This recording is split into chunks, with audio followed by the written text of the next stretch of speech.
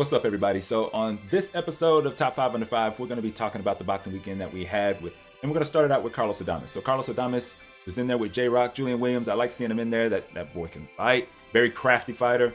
And he was giving Carlos Adames some trouble. I think the third round was probably his best round. But Adames is just too much for him in the end. Even though I agree with Breadman as well, that stoppage probably, I don't know about that stoppage. But either way, I just felt like Adames was eventually going to get him. It still felt inevitable, even if the stoppage was a little questionable at the time. You know what I'm saying? So either way, Adames got the victory, looked good, trying to go on to bigger and better things. And hopefully, if Charlo moves up and fights Canelo, then maybe he can take on Lubin at 160 for that WBC strap, which would be a heck of a fight. It would be a heck of a fight because on that same card, Lubin also took care of Luis Arias. So in Arias, I figured Lubin was going to win. Lubin's been looking pretty good. You know, even after getting bashed up by Fundora, he has looked really good. I like what I've seen from Lubin, and hopefully he can continue this streak. And if he can get a title fight against Adames, I think that's fitting. Number 2, we're going to talk about Edgar Berlanga. So Edgar Berlanga took on Jason Quigley, and it was in MSG in the Hulu Theater. And Berlanga, he didn't look too good in the middle rounds. Like, he was like good at the end, and he was pretty solid at the beginning. You know, but then in the middle rounds, I don't know if he just was like, I want to work on some things here or whatever, but he was following him around the ring. And it's something to me when I see a boxer just continually, especially if they're on the front foot the whole time, they're applying the pressure and they don't cut off the ring. And that whole middle portion of the fight, Berlanga didn't cut off the ring.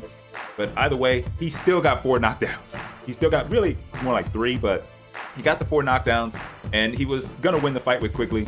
And what I want to see next from Berlanga is for him to take on stiffer competition. When I say stiffer competition, we know what Andre did to Quigley. And I'm not trying to do a triangle theory thing here. I know Berlanga was out the ring, but I still was expecting, I guess, a little more. And you say that could be crazy because he had 4 knockdowns, but I think it was that middle portion of the fight. It just was some inconsistency there, but he was out of the ring for a long time. So his next performance, I think we'll see a better Berlanga. He also was back with his old trainer in this fight. So I'm sure, even though he said it was like riding a bike and they kind of jumped back in and everything was good, there's still some things you have to work out getting back in the ring after being out for that long. So we'll just move on to the next one because Berlanga was successful, and now we'll see where it goes from here. Will it be Munguia? Doesn't sound like it the way Hernan De La Hoya was really going at it on Twitter. So I don't think it's going to be Munguia.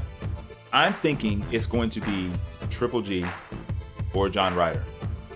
Or actually Billy Joe Saunders. It's going to be Billy Joe Saunders, John Ryder, or Triple G.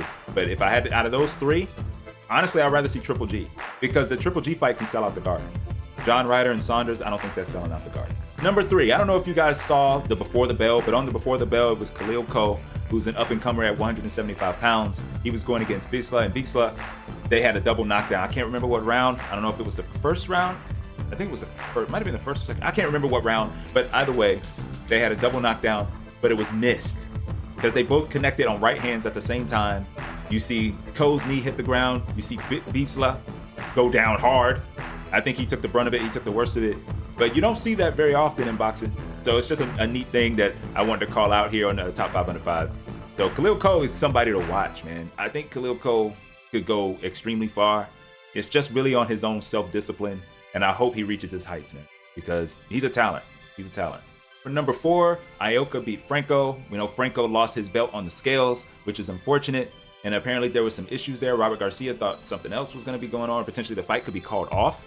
Don't have all the details there, but we know that the fight went on. We know that Franco lost his belt on the scales, and we know Ioka now picked up that belt because he defeated Franco in another close match. It was another close match. Ioka, a lot of people were saying, because I was unable to actually view the fight, so I'm just reporting the things that I read about the fight. But Ioka was pretty impressive. Even Tim Boxeo, if you follow him on Twitter, was saying that it was a masterclass by Ioka. But the scores didn't pan out that way, and the scores didn't work out in Franco's favor. So we'll just have to see what happens with Ioka going forward. Number 5. So number 5 is Sarah Bormann taking on Perla Perez, and that was for the WBC. It was interesting because it was for the WBC and the IBF interim titles. So you had WBC and IBF interim titles on the line. So you know, for minimum weight, to let y'all know that don't keep up with the women. But for the minimum IBF champ, minimum weight IBF champ is Yokasta Valle, and then you have the WBC champ, which is Sinisa Estrada. So Sinisa Estrada has 2 belts, Valle has 2 belts. I wish they would fight each other, but Sarah Bormann's trying to make sure she gets a shot, whether it's against Valle or whether it's against Estrada. So she had both of those belts on the line. She ended up beating Perla Perez, and it was a dogfight from beginning to end. If you didn't watch it, you can go on DAZN. It was part of Dream Boxing. It started at like 11 o'clock in the morning, 8 o'clock if you're on the West Coast. So it's pretty early. But Sarah Bormann, they were just going at it. So for all 10 rounds. So it was a scrap. I'll say it was a scrap. It's a good scrap. So if you want to check it out, go check it out. So with Bormann, we'll see who she fights next. Will it be Estrada or will it be Valle? But that's all I have on this week's Top 5 Under 5. Looking forward to next week where we got Jared Anderson returning. So we'll see. We'll see how it goes. But I appreciate y'all watching. Like, comment, subscribe. Let me know what you think. And I'll catch y'all on the next one. Peace.